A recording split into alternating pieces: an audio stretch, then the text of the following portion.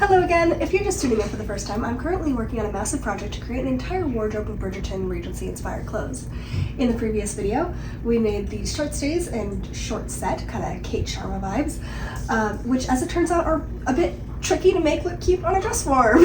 In today's video, we'll be finishing off my 2-pack of red threaded patterns with the long stays, which will be made out of the same white floral brocade and cotton, as well as fusible interfacing.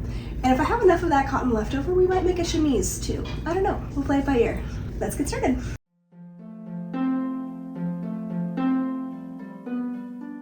If you didn't catch the last video, this 2-pack of patterns was a $20 digital pattern on Etsy, so as soon as I purchased it, I was able to download it and print it out. I picked the size that was closest to my measurements, but it is recommended that you do a couple of tests before making your final.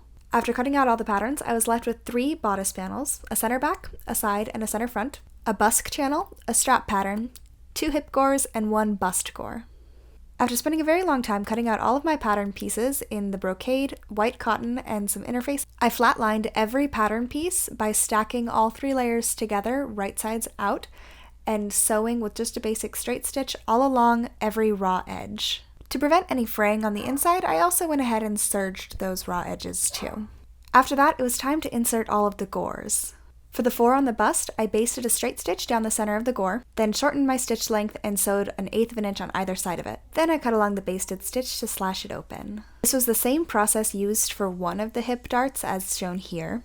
And the next stage was to iron that little 1/8 inch edge on either side towards the back of the fabric. My phone rebelled and didn't want to show the next part for these days, so I had to use some footage from my previous video. Once the raw edges on the bodice were folded back, I pinned the gores in place, like so. Then using my normal length straight stitch, I sewed 2 lines all the way around the gore, getting as close to the edge as I could on the first one and then about 1/8 inch on the next. The third type of gore was sewn directly into the side seam at the hip, but the gore and the bodice panel had a different seam allowance, so make sure if you create this, you keep that in mind when you're sewing. They just need to be offset a little bit, so it's not too tricky. So after all of that, we've now sewn in place 8 different gores, 4 on the bust and 4 on the hip. The next step is to prep our fabric for the boning channels. These stays have 3 different types of boning channels in them. The first type of boning channel is used any time that the bones are in the center of the pattern piece rather than along an edge. For this type, I transferred the markings from the paper pattern onto my fabric with pins. Then I cut twill tape to the correct length and top stitched it in place onto my fabric. The second type of boning channel is found only on the center back panel, and it's when you fold the fabric itself to create the channel. I folded the fabric back and sewed 4 long parallel lines. The third type of boning channel is formed from seams in the fabric, so before I could actually make those, I needed to sew all of my panels together on their vertical seams. Don't forget about that one dart though that has a slightly skinnier seam allowance. After the stays were all in one piece, I folded the seam allowances towards the back and top stitched them down to create new channels. I'm not sure if it technically counts as boning, but the last type of stiffener that we have in this set of stays is the busk.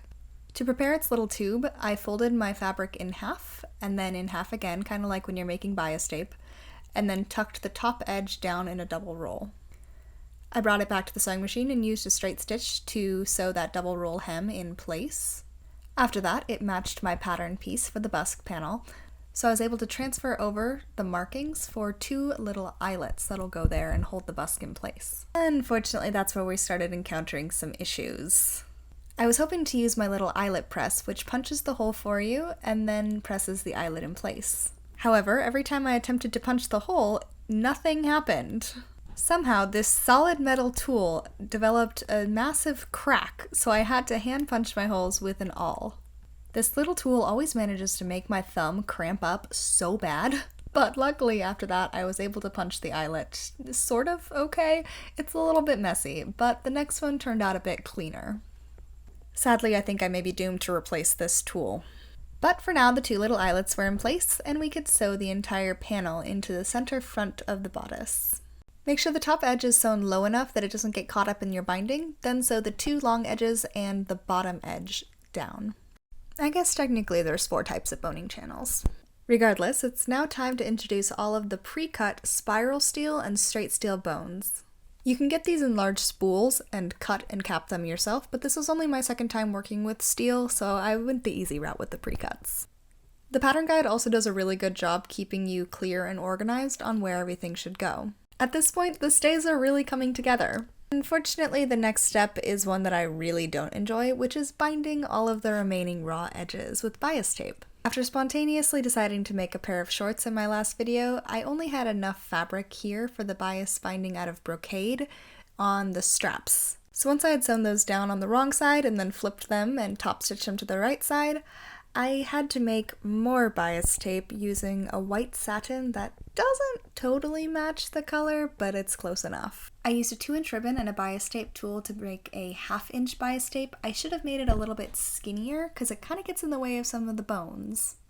While I was able to sew the entire top edge down like normal, I ended up having to hand stitch a couple of areas on the bottom edge so that I could actually finish the binding and not break every single needle I own repeatedly trying to sew over steel bones.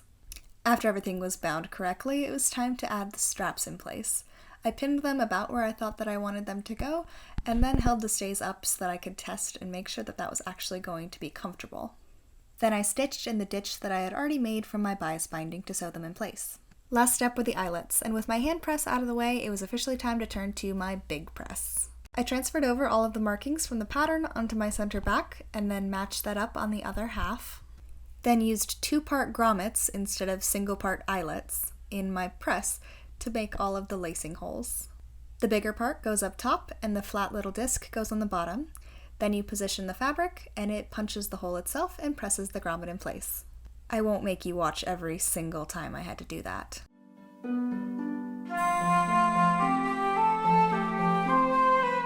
So we're making the chemise after all.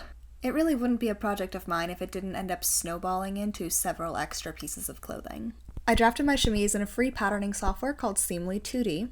Starting with just a basic bodice block, I extended the length to about where I wanted it to hit, added a scoop neck and a little bit of a flare at the hip, then took the widest part of my arm to make a square sleeve and gusset. After fiddling around with the printing layout for way too long, I printed out my papers and assembled them.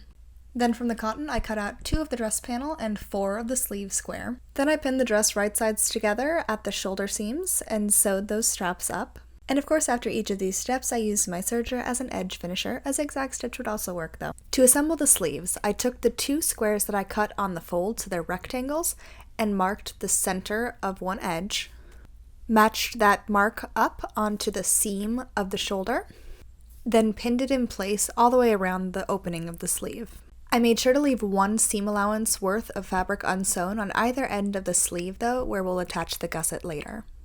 So basically we have a rectangle sewn onto a tank top with 1 long edge, leaving open 2 short edges and then the other long edge. After the sleeve was attached, I laid the dress out and added the gussets. These form a diamond in your armpit with 2 edges, the top 2 points of the diamond, attaching to the sleeve, and then the bottom 2 edges attaching to the dress.